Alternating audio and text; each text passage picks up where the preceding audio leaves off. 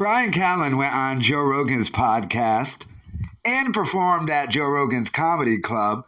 Brendan Schaub is also in Austin, not on Joe Rogan's podcast and not performing at his comedy club, but they did talk about him on Joe Rogan's podcast. I'm going to play this and give you my thoughts on it.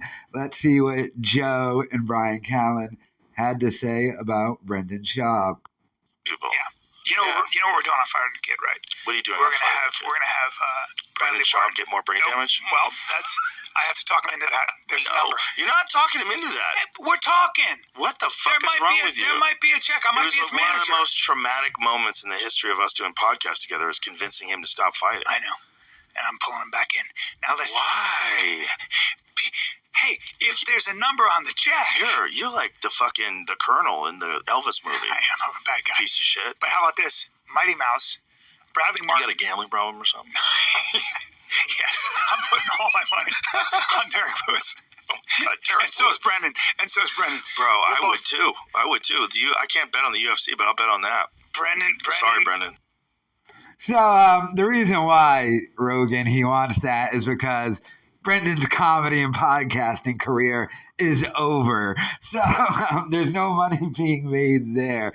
But, yeah, it's funny to me, by the way, Rogan just saying have even more brain damage because he knows that dude is not all there. So, so Callen and Schaub both go to Austin.